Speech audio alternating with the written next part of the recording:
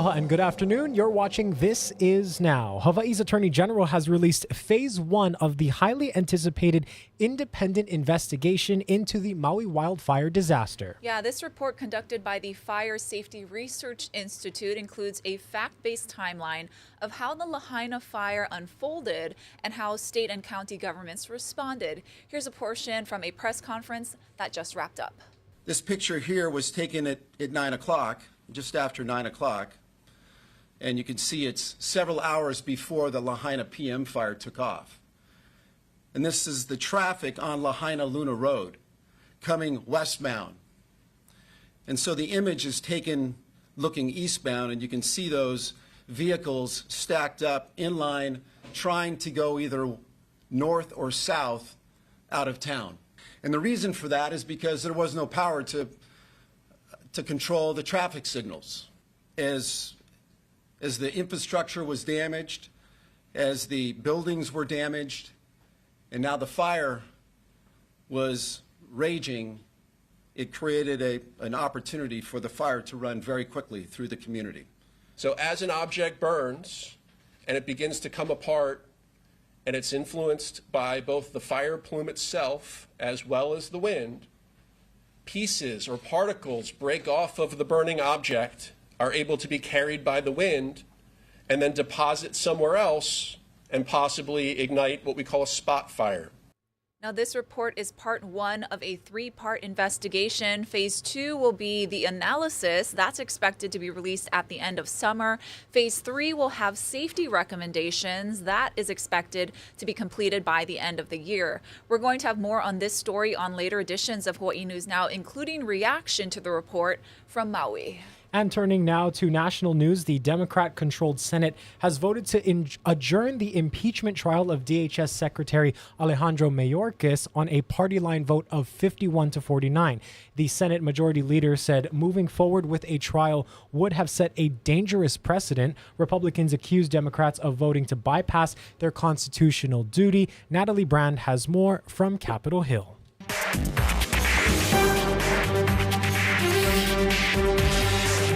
The impeachment trial of Homeland Security Secretary Alejandro Mayorkas ended before it began. The yeas are 51, the nays are 49. The motion is to agree to. The Senate, sitting as a court of impeachment, stands adjourned sine die. Democrats voted to declare the articles of impeachment unconstitutional. Impeachment Article 1 does not allege conduct that rises to the level of a high crime or misdemeanor. Republicans tried to slow things down on the Senate floor with a flurry of procedural requests. Move that the Senate proceed to closed session. I move we adjourn this court of impeachment. Move to table the point of order. And they chastised Democrats for not holding a full public trial. This process must not be abused.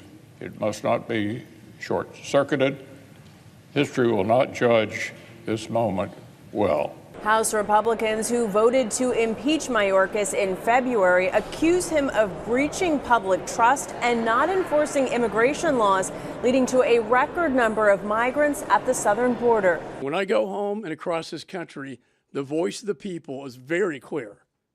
Secure the border and impeach this man, this criminal. Speaking on CBS Mornings on Wednesday, Secretary Mayorkas said the border is broken because Congress won't do anything to fix it. We cannot resource ourselves. We need Congress to do so. We cannot change a broken immigration system. Only Congress. He again called on Congress to pass a border security bill. A bipartisan deal fell apart earlier this year in the face of GOP opposition. Natalie Brand, CBS News, Capitol Hill. On Maui, flames gutted a home in Kihei. Firefighters found the house on Ahuana Road fully engulfed in flames late Monday night around 11:30 p.m. They had the fire under control about a half an hour later.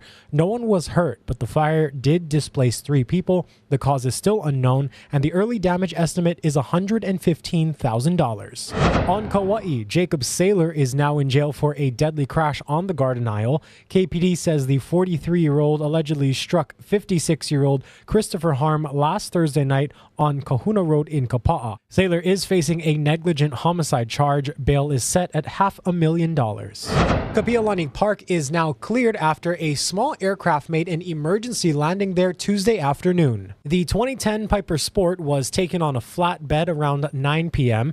It had turned heads around the park just before 3 in the afternoon when the pilot made an emergency landing onto the grass after experiencing engine troubles. The plane came to a stop just a few feet from some trees near the bandstand.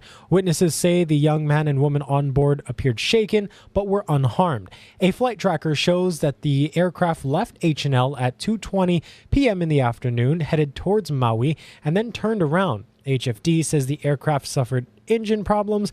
Thankfully, there weren't that many people around. And when it did the loop and when it came down here, I knew just to get out of the way, and I ran to safety. I thought he did an excellent job. This is a great place. There's not a lot of people. There's no power lines. Just after he landed on the ground, he pulled up. He's maybe about a meter from a tree. Like he almost hit a tree coming up to this landing.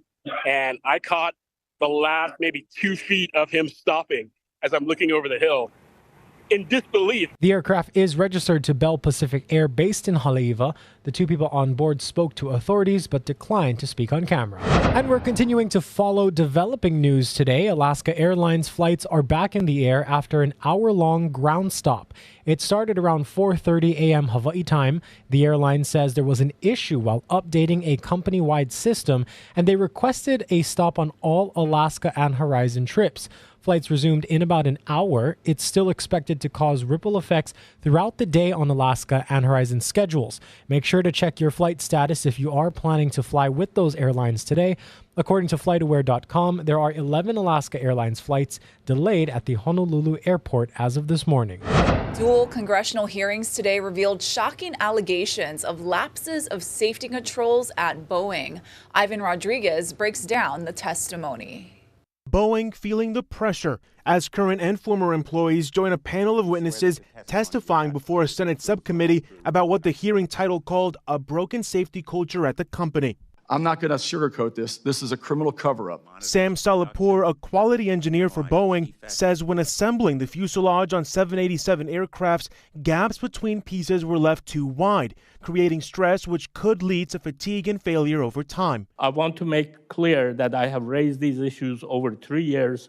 I was ignored. I was told not to create delays. I was told, frankly, to shut up. Ahead of Wednesday's testimony, Boeing said inspections found no evidence of fatigue in parts of the plane now facing questions. The company released a statement reading in part, "We are fully confident in the 787 Dreamliner. These claims about structural integrity of the 787 are inaccurate and do not represent the comprehensive work Boeing has done to ensure the quality and long-term safety of the aircraft." Boeing has faced more than 5 years of questions over its commercial jets following 2 deadly crashes of a different model, the 737 MAX.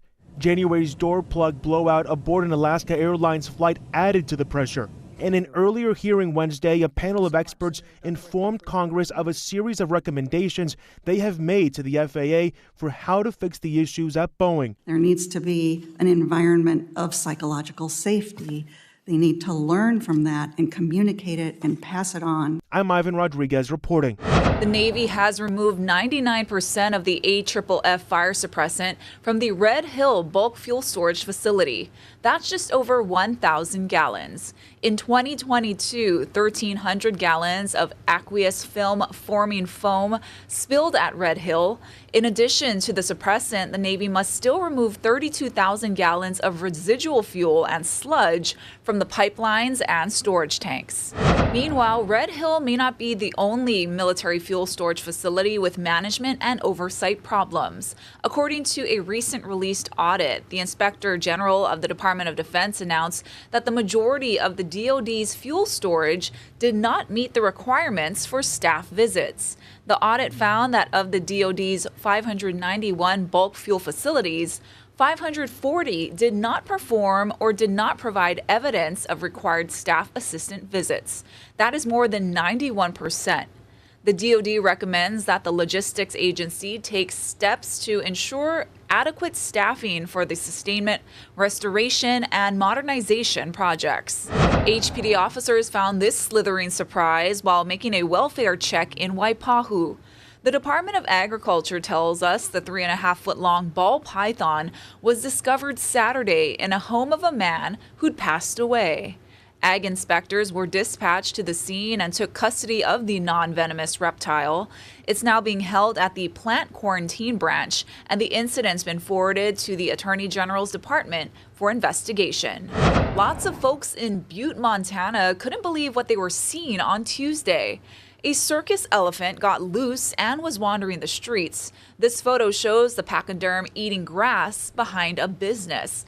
Now, the manager at the Butte Civic Center where the circus was taking place says the elephant was getting ready for a show when it got spooked by a vehicle. That's when the elephant named Viola took off. She didn't get far. She only walked about half a block before the elephant's handlers corralled her and put her back into her trailer. She was not hurt. And you may remember something similar happened in Honolulu 30 years ago. It was back in August 1994 when Tyke, a circus elephant, went on that rampage, killing its trainer before a horrified crowd at the Blaisdell Center. The elephant then escaped from the arena and ran wild through the streets of Kaka'ako before it was gunned down. All right, it's Wednesday, so it's time for our crime roundup. Joining us now is Sergeant Chris Kim from Honolulu Crime Stoppers. What do you have for us today? Yeah, as far as the first case, we have a theft in the second degree on Friday, March 29, 2024. At about 11:26 p.m., these two males entered the parking garage of the Lelepono condominium over on Uau Place and stole the complainant's moped. Both males are being described as unknown males, between 20 and 30 years old. We do have the video posted on our site that I'll give the information afterwards. Now, Chris, this next case comes out of Waikele, and it is just shocking to see. Take a look at this video. What can you tell us about it? Yeah, as far as this case, on Saturday, March 30, 2024, at about 6:37 p.m., these three males entered the Sunglass Hut over at the Waikele Premium Outlets, selected numerous sunglasses, then fled. We're actually seeing more and more of these type of cases happening because as employees, you can't stop them, especially if they're operating in groups of 2, 3, sometimes even more. We actually are seeing this nationwide as well as far as these types of these thefts occurring. And I wanted to ask you about that. We have seen similar situations, especially in California, where these large groups just come in. You say we're seeing a bit more and more of this. How many more, aside from this case here? How unusual is it for us here? As far as on Crime Stoppers, and I've noticed it in our office as far as requests coming in to feature these videos, we did have several come out of the Waikele shopping area. We just want to kind of let the stores know that these things are happening. You might want to consider maybe putting an employee there at the doorway, maybe just even limiting the amount of customers that walk in, depending on the staff that you have working. If you don't have enough people, then maybe you might want to limit the amount of customers that you're letting in. Got it. And we have one more out of Waipahu. As far as his last case on Sunday, April 7, 2027, at about 11:30 p.m., this male threw a large rock to the glass window at the American Savings Bank at the Waipahu Town Center, causing $1,000 in damages. He's been described as an unknown male, between 30 and 40 years old with a medium build, short black hair, brown complexion. He had no shirt, black pants, and no footwear. All three cases that we talked about can be seen over at the www.honolulupd.org website, bottom left-hand corner, under Wanted Persons, as well as other cases that we're needing the community in helping us solve. Got it. Thank you so much. And also, we want to celebrate you for a quick moment. You just went to Korea. Can you tell everyone why?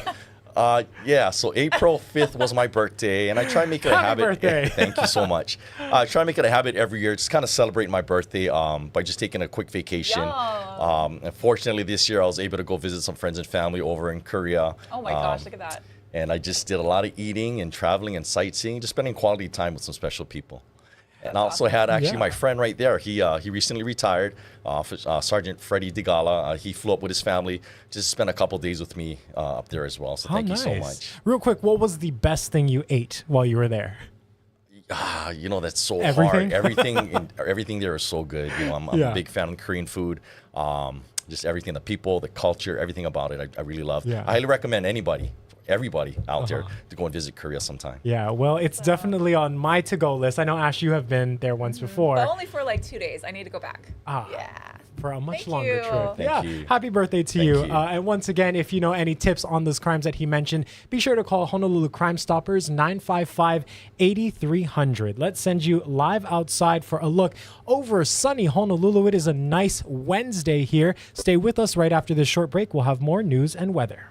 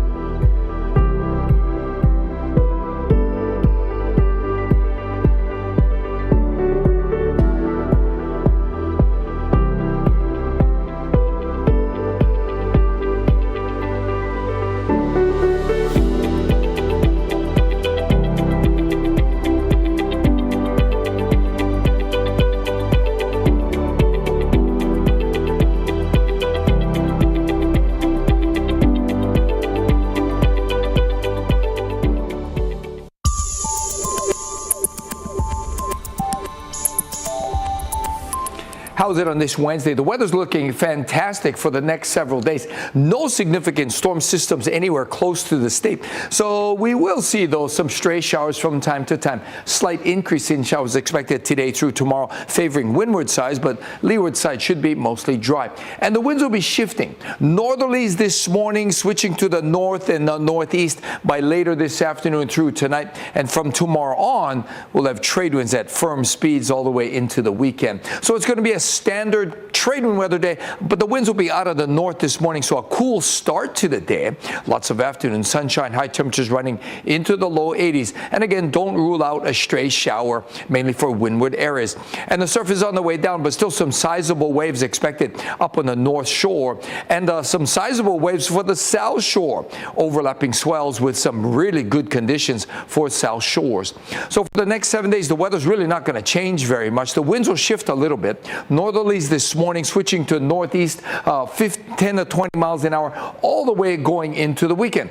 So that means lots of leeward sunshine, a few early morning and overnight windward showers, but really no significant rainfall, and temperatures warming up into the middle 80s by the weekend. Yesterday on Spotlight Now, discussions around trauma and how to handle and process that were at the forefront. Here's a clip of some of that interview. Because each child is sort of somewhere along the developmental, progression, you don't always know what your child can handle in that moment. So you have a 12-year-old who most days acts like they're 16, but you don't want to explain it to a 16-year-old. So what I've been asking some families to experiment with is younger kids up until maybe early middle school, imagining that their world is lensed around their own safety and security and how they're taken care of. So when these really terrible things happen, typically a younger child will go to, am I safe? Could this happen to me? What does this mean for me? And so reemphasizing safety and security.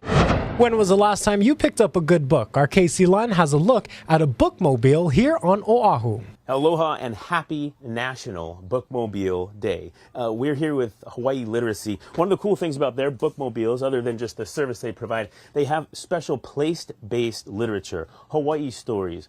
And for those young people and folks that are of the adult age to see local stories told by local people are really important. So a cool part of what they do. But of course, they do so much more than just the bookmobile that goes out, by the way, all the way to the Waianae Coast, where they handed out or donated more than 16,000 books just last year alone.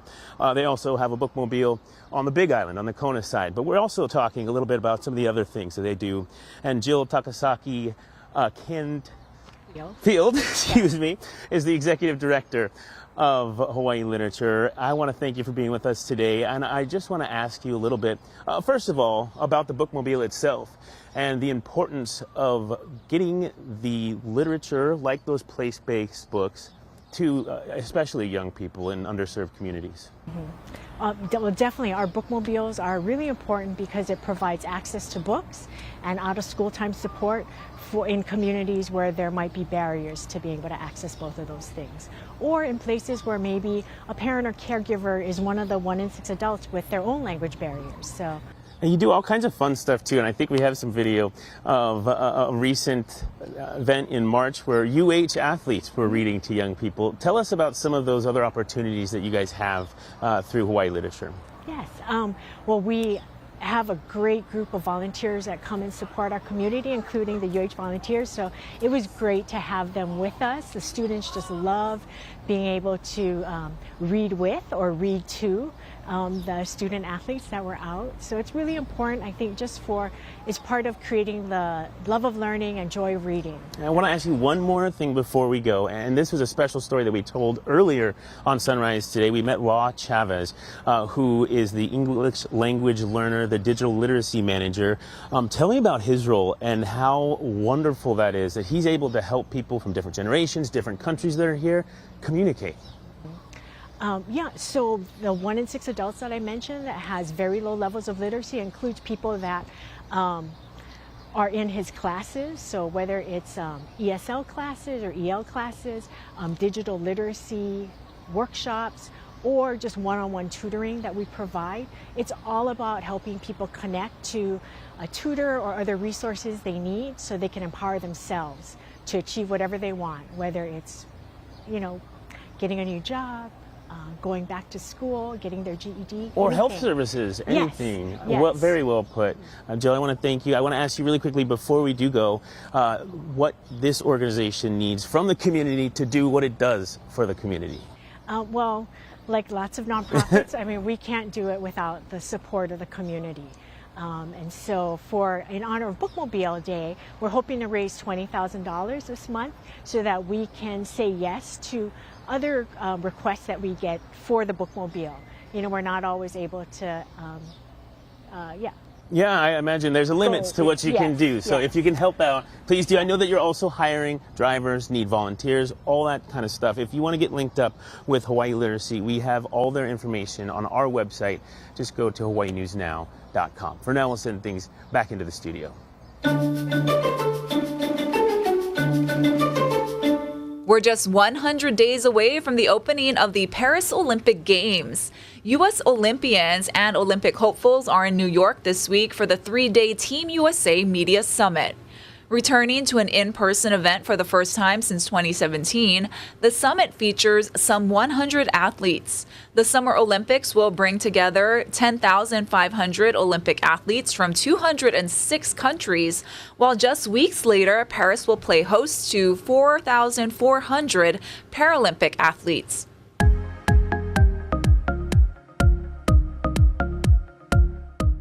The quick actions of a Michigan school bus driver saved the life of one of her young passengers when the child's mother and the driver noticed the 7-year-old was choking. Pamela Osborne has the story. I was taken away. I don't know how people can act in that moment with the bravery and courageousness of knowing what to do and how to do it and saving a child's life in the moment. The hero in this story is Christina McIver. It's her second year as a school bus driver for the Southgate School District, and on Friday, she went from driving her usual route to literally saving the life of a 7-year-old North Point Elementary School student. I noticed something was off. Mom Christina Clark noticed something was off too when Skylar slowed down in the middle of the street. I was like, are you breathing? And she was like, and I'm like, are you choking? And she was like, and then I looked at Christina and I'm screaming, she's choking, she's choking. Skylar, who was full of giggles today, wasn't feeling well last week. Skylar was congested. Her airway became clogged. Christina, who has a son about the same age, says she went into total mom mode, performing the Heimlich maneuver twice. And after the second time, she started to breathe again. Christina credits the relief they all felt in that moment to the extensive training she received at Dean Transportation. Everything we trained for and hope we never have to do, she performed with no hesitation. Mom Christina feels there's a reason why all of it worked out the way it did. It's not odd, it's God. We were all there for a reason to save this little girl, and she's going to change the world one day, I guarantee it. Well, thank goodness for that heroic bus driver in the right place at the right time. Yes, thankful for a happy ending there. Yes. Let's end today with another live look out over Honolulu, a beautiful Wednesday. We thank you all so much for tuning into This Is Now. Have a wonderful rest of your day. Aloha.